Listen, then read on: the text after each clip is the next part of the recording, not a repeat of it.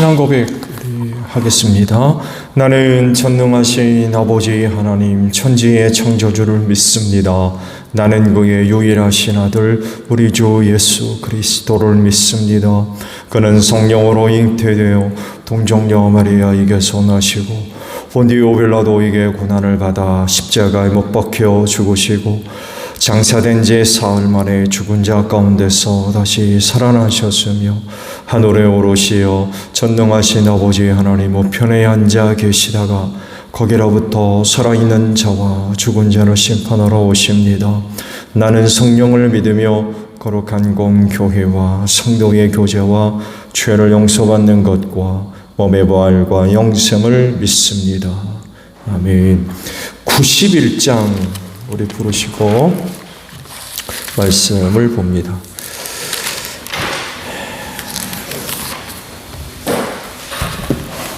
찬송가 91장입니다.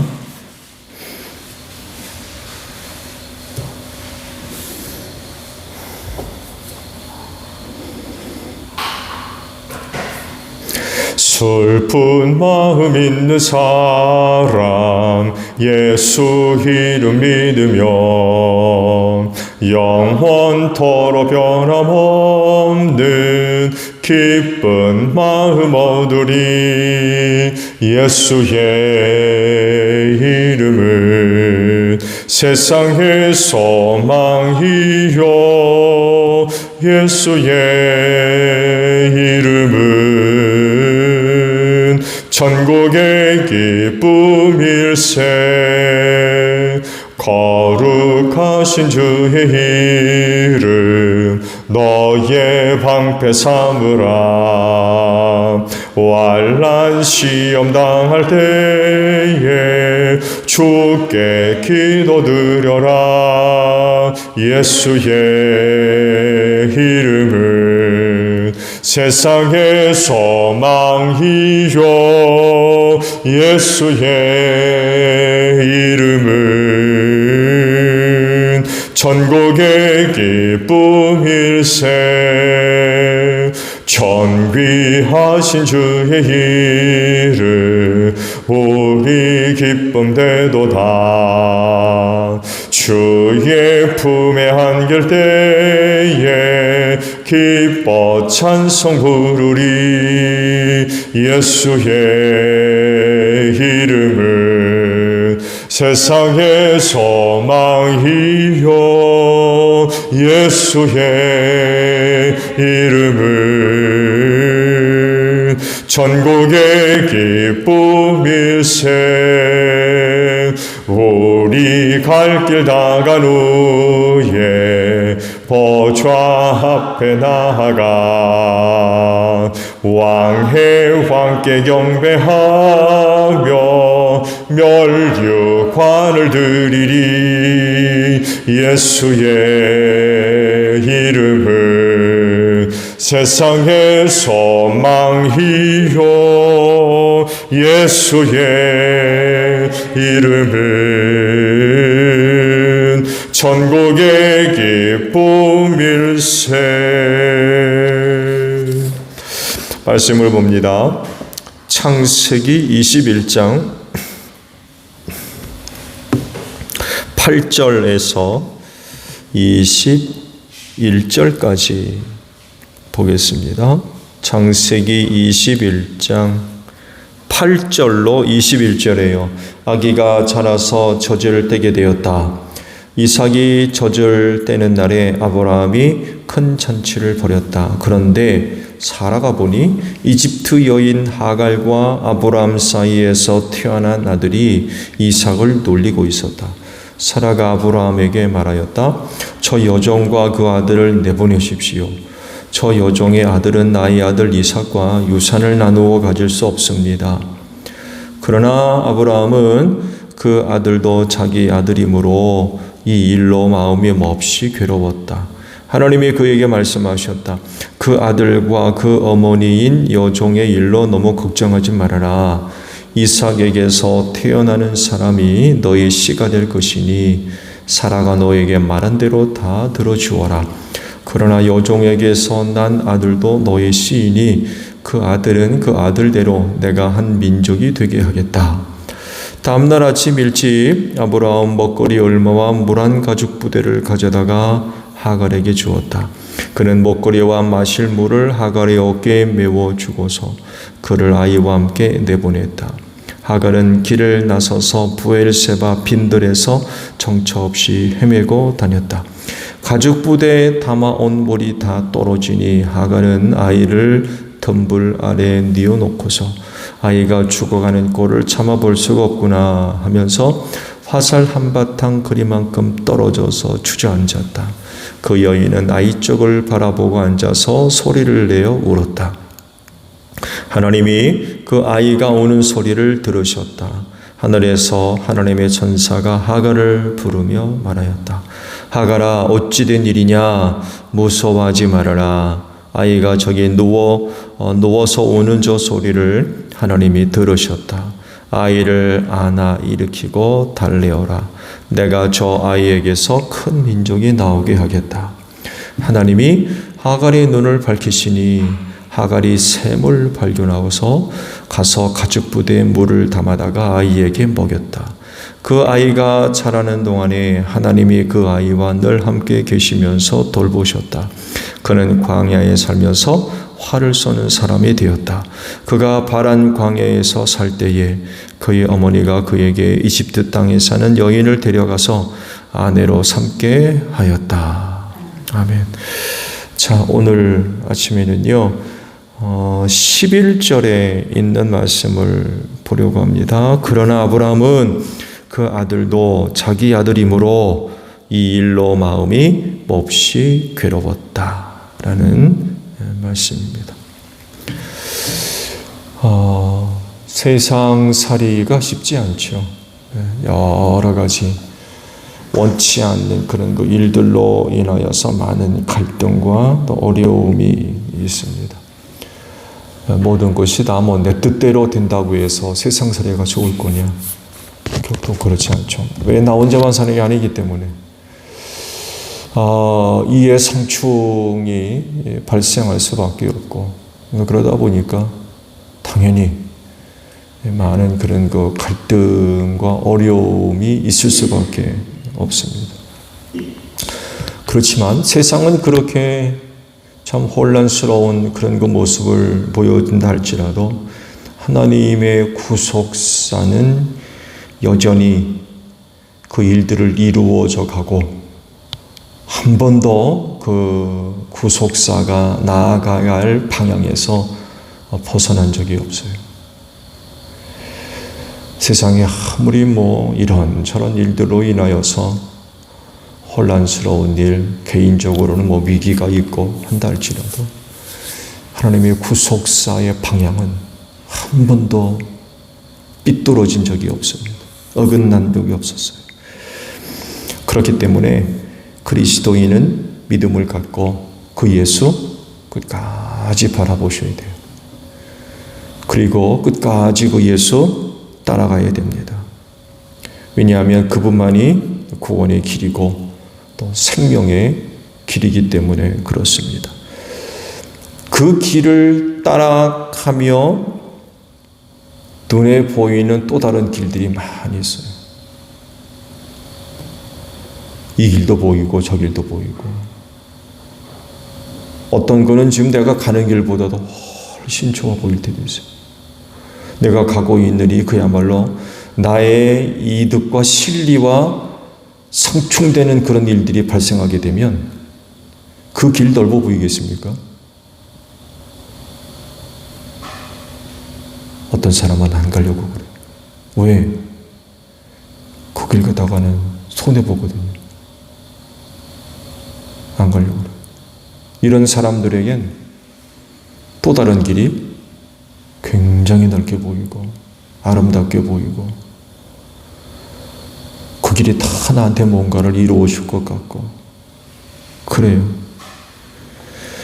그러나 그럼에도 불구하고 구원의 길은 오직 예수뿐입니다. 그래서 그 길로만 가야 돼요. 때로 그 길이 좁게 보이고 때로 뭔가에 가려져서 안 보일 수도 있어요. 근데 말씀드렸죠. 하나님의 구속사는 한 번도 그 길에서 벗어난 적이 없었어요. 그래서 거기 다른 곳에 의해서 가려진다 할지라도 가던 그 길 중단하면 절대로 안 됩니다. 여전히 그 길로만 가야 돼요.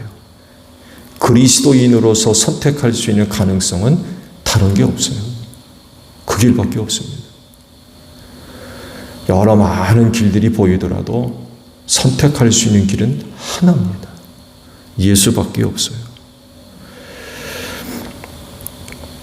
다른 것 선택하면서 그 길 갈 거다. 그럴 수 있어요? 적어도 예수 따라가는, 예수 바라보고 예수 따라가는 그 길을 제대로 가려면 반드시 나머지 길들은 포기해야 됩니다. 결단을 내려서 포기해야 돼요. 같이 갈 수 없어요. 사람들이 이런 말을 하죠. 양다리 걸친다. 양다리 걸친다. 사실은 좋은 의미가 아니죠. 딴 마음을 품고 있다는 얘기 아닙니까? 양다리 걸친다는 게. 신앙도 마찬가지입니다. 양다리는 있을 수 없어요.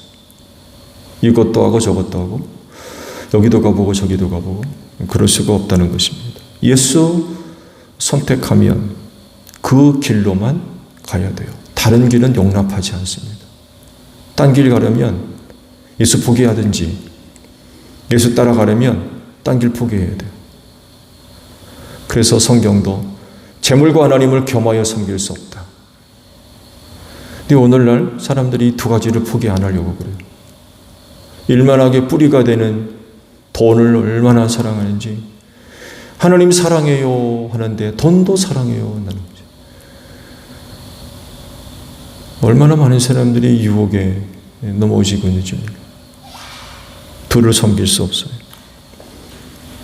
예수 선택하면 다른 것 반드시 내려놔야 됩니다. 포기해야 돼. 그래야 그 길을 제대로 갈 수 있습니다. 아브라함에게 가정적인 새로운 위기가 발생하게 됐죠. 이스마엘 때문입니다.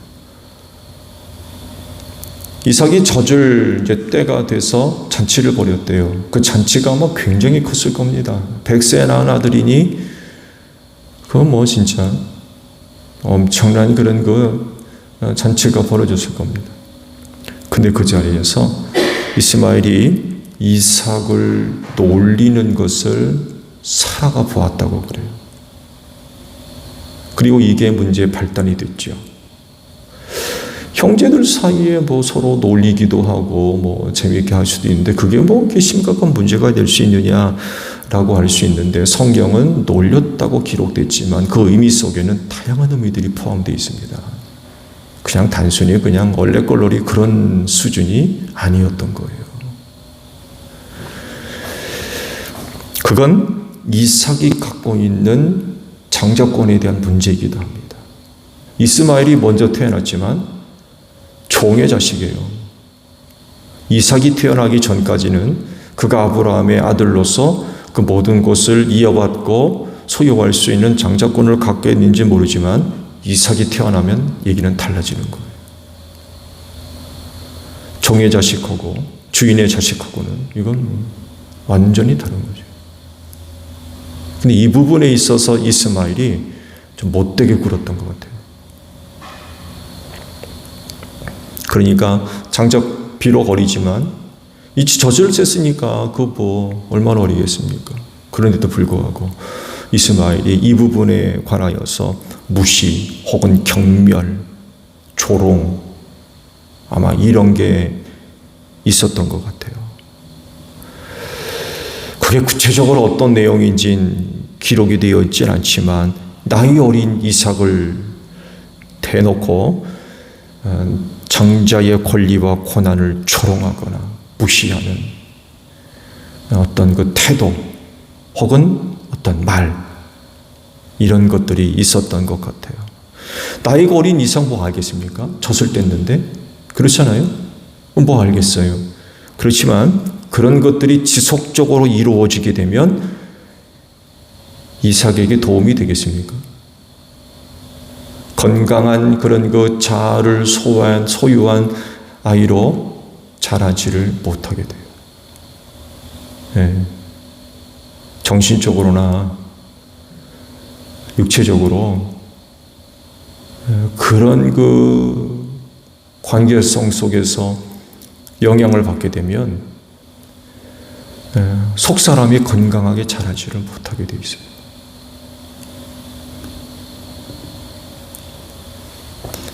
그런 사람 어렵지 않게 여러분 주변에서도 발견할 수 있을 거예요. 어릴 적부터 한 자아로서 존중되지 못하고 무시당하고 눌리는 거죠. 눌리는 거.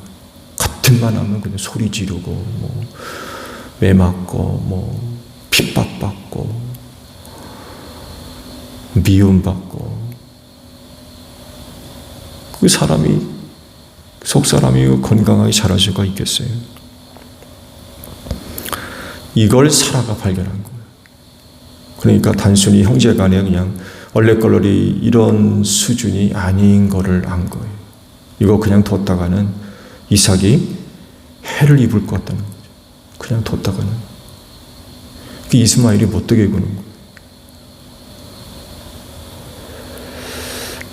함께 데리고 있어서는 안 된다는 것을 사라가 이제 눈으로 목격을 하고 그러면서 이제 느낌이 온 거죠. 이거 같이 있을 수 없구나. 그리고는 이제 아브라함한테 얘기를 하죠. 함께 있을 수 없다. 내보내야 되겠다. 그랬을 때에 이 일 두고 아브라함이 몹시 걱정을 했다고 그러죠. 왜냐하면 사라의 몸쪽 종의 몸을 통하여서 아들을 낳았지만 역시 이스마엘도 자기 아들이거든요. 이거 어떻게 해야 될지 굉장히 걱정을 하는 이런 그 상황 가운데 있었는데 놀랍게도 하나님께서 그 문제 해결을 주시죠. 사라 말을 들어라. 사라 말을 들어라. 왜? 하나님이 선택한 사람이 따로 있다는 걸 알려주셨어요.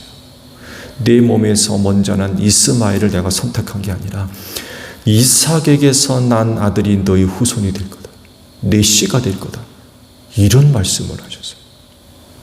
굉장히 놀라운 말씀을 하셨어요. 그러니까 아브라함이 갈등을 할 수밖에 없었던 이유 중에 하나가 바로 이거와도 무관하지 않은 것 같아요. 큰아들인데 큰아들 하게 되면 장자권을 갖고 있는 애 아닙니까? 자기의 모든 것을 다 물려받아야 될 그런 그 위치에 있는 아이인데 사라의 말을 듣자니 이거 정말 굉장히 이 문제를 두고 갈등을 겪었던 것 같아요. 내 하나님이 답을 주신 거죠. 내보내라. 너희 씨는 이스마엘이 아니야. 이삭에게서 난 아들이 내 씨가 될 거야. 이 말을 듣고 아브라함이 결단을 내립니다. 내 아들이라도 하나님이 선택한 사람은 이스마엘이 아니라는 걸 아십니다. 그리고 그런 일이 있다는 걸 알기 때문에 데리고 있으면 안 된다는 걸 아는 거. 비록 자기 자식이었지만 하나님의 뜻이 그렇기 때문에 그는 결단을 내리고 이스마엘을 내보냅니다. 하나님이 이삭을 선택했다면 자기도 따라야죠. 따라야 돼요. 그랬을 때의 아브라함의 결단이 참 대단한 것 같아요. 하나님이 그러하시다면 자기도 따르겠다는 거죠. 자기도 이삭을 선택한 거예요. 그러면서 이제 이스마엘에게도 약속을 하죠. 이스마엘도 내 자식이니까 큰 민족이 나오게 하겠다. 그런 그 약속을 이제 해 주셨죠. 그래서 결국 둘을 그 집에서 내보냅니다. 사실 하갈이나 이스마엘은 아브라함 집에 살면서 그렇게 행동을 하고 그렇게 살면 안 되지요. 그 둘은요, 자기 자신들이 누구며 어떤 사람인가를 망각했던 것 같아요. 이스마엘의 그와 같은 행동이 누구한테 있었습니까? 하갈한테 있었습니다. 기억나세요? 자기가 애가 진 걸 알고 나서 사라를 멸시했다고 했습니다. 멸시했다고. 종인 주제에 주인의 아들을 가졌다고 주인 마님을 그렇게 멸시하고, 이 말이 안 되는 거죠. 뭔가 대단히 잘못된 인간이죠, 이게. 그렇다고 그래가지고 그런 짓을 한다는 건 이건. 근데 그 모습이 이스마엘에게 그대로 나타나는 거예요. 그 일을 통하여서 사라가 깊은 교훈을 얻었다고 그러면 아마 철저하게 이스마엘에게 교육했을 겁니다.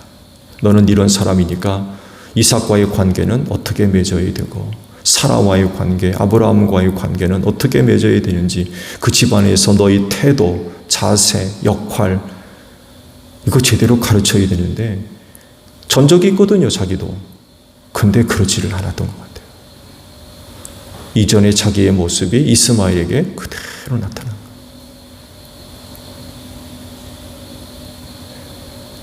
거예요. 죄의 유전은 막을 수가 없는 것 같아요.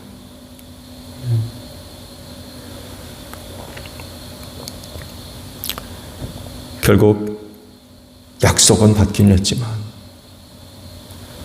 하나님으로부터 선택받지는 못했어요.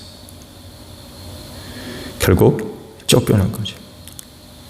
말씀을 드린 대로 하나님의 계획은 분명했습니다. 이걸 두고 아브라함은 갈등했어요. 이스마엘이냐 이삭이냐.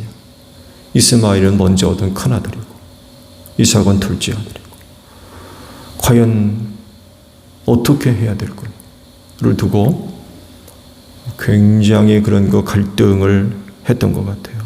근데 하나님은 이스마엘을 선택하지 않고 이삭과 그 아들, 하나님께서 선택하셨던 거죠. 이것을 안 이상 아브라함은 주저하지 않습니다. 알기 전까지는 어떻게 해야 될지 참 아비로서 심각한 그런 그 고민과 갈등에 쌓여 있었지만 하나님의 뜻을 발견한 이상 주저하지 않습니다. 그런 말씀을 듣자마자 사라에게 물통 지어주고 두 아들을 데리고 나가라고 하죠. 내버립니다. 참 대단한 사람인 것 같아요. 둘 다 자식이지만 둘 다 데리고 있을 수 없다는 걸 안 거예요. 아마 아브라함 인간적인 생각이라면 둘 다 데리고 싶고 싶겠죠. 네. 하나님도 그 부분 얘기하잖아요. 네 자식이다, 네 아들이다. 아브라함은 더 말할 것도 없죠. 둘 하나 더 데리고 있는다고 해서 경제적으로 어려울 것도 없고,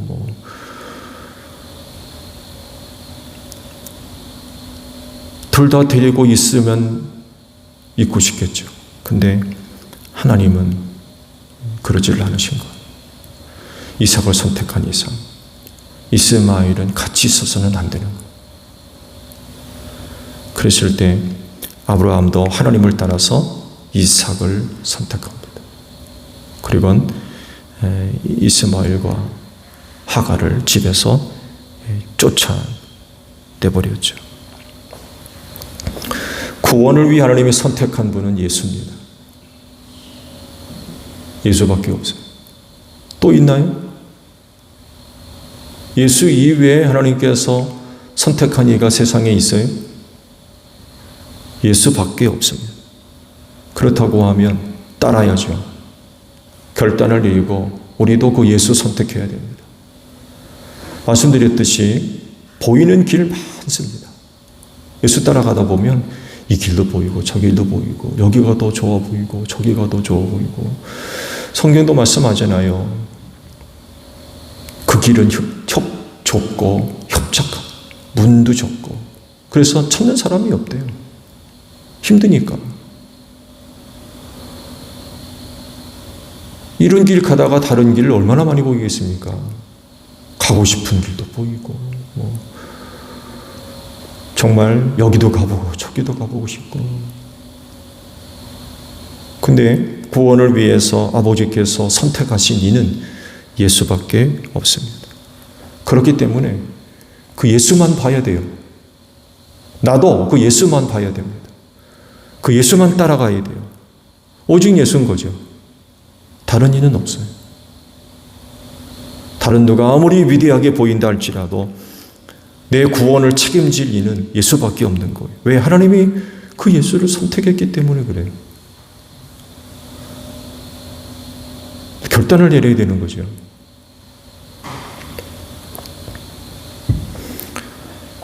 내 눈에는 다른 것도 보이고 심지어는 다른 것이 더 좋게 보이고 크게 보인다 할지라도 하나님은 오직 예수 하나 선택하셔서 높이 세우셨습니다. 장대의 높뱀과도 같이 높이 세우셔서 그 높뱀 보게 하셨어요. 다른 건 없었던 거죠. 그렇기 때문에 구원받아야 할 또 구원받은 사람들이라고 하면 그분만 바라보고 그분만 믿어야 되고 그분만 따라가야 됩니다. 다른 것은 없어요. 아브라함처럼 결단 내려야 됩니다. 혈육이었어요. 혈육. 그런데도 결단을 내리고 이삭을 선택합니다. 그리고 이스마엘은 내보냈어요.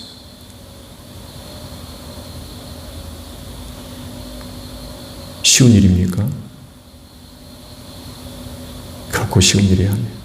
그런데도 불구하고 하나님을 따릅니다. 이게 신앙이라는 거죠.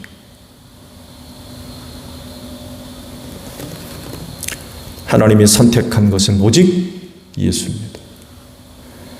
하나님이 선택한 이는 오직 이삭이며 그의 아들이었어요. 그러면 아브라함은 어떻게 해야 되겠습니까? 오늘 우리에게도 똑같이 던져지는 질문인 것 같아요. 그럼 우리는 어떻게 할 거예요? 지금까지 오직 예수로 살아오셨듯이 앞으로도 오직 예수로 사는 여러분들이 되시기를 바랍니다. 주기도문 합니다. 하늘에 계신 우리 아버지의 이름을 거룩하게 하시며 아버지의 나라가 오게 하시며 아버지의 뜻이 하늘에서와 같이 땅에서도 이루어지게 하소서. 오늘 우리에게 일용할 양식을 주시고 우리가 우리에게 잘못한 사람을 용서하여 준 것 같이 우리 죄를 용서하여 주시고 우리를 시험에 빠지지 않게 하시고 악에서 구하소서. 나라와 권능과 영광이 영원히 아버지의 것입니다. 아멘. 기도하겠습니다.